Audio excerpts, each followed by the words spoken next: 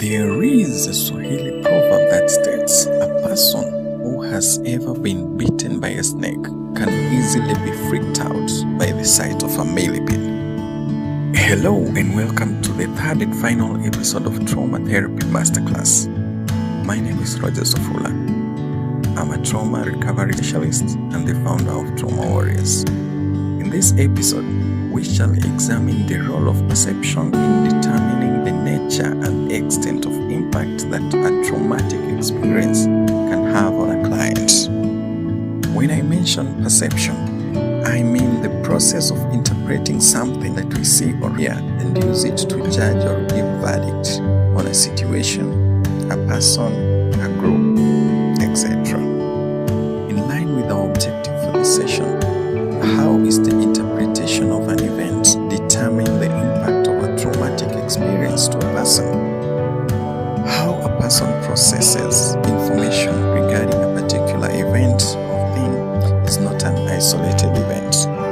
The process of evaluating or making sense or assigning meaning to something is influenced by a person's already formed beliefs, attitudes, mental constructs, past experiences, cultural expectations, gender roles, prior knowledge, and so forth.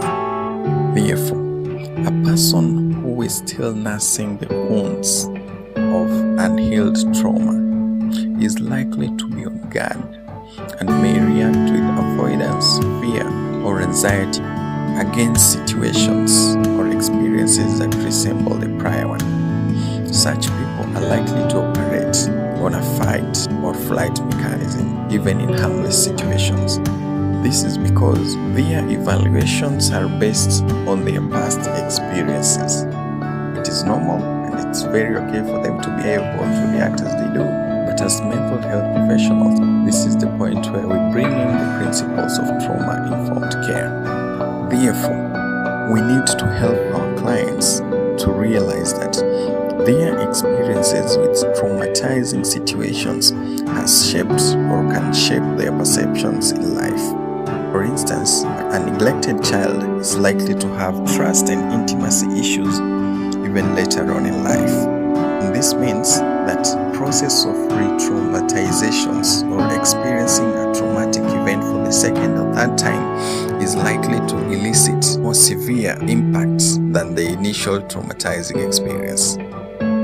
As mental health professionals, we need to facilitate our clients to examine their perceptions and meanings that they have attached to troubling situations or events in their lives. The negative ones should be changed and more positive ones should be created to replace the negative ones. By doing so, we would have aided our clients to shed off trauma-influenced lenses and view the world from a more optimistic and objective standpoint. In summary, how a client perceives a potentially traumatic event will determine the nature and impact that the event will have on them. Therefore, as mental health practitioners, we need to support clients facing potentially traumatic events or situations to process their traumas by assigning new functional meanings to negative and hurtful experiences. That's it for the third episode of Trauma Therapy Masterclass.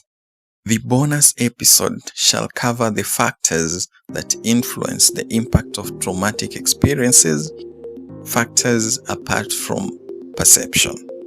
See you then. Thanks a lot for listening and for watching. My name is Rodgers Wafula. Adios.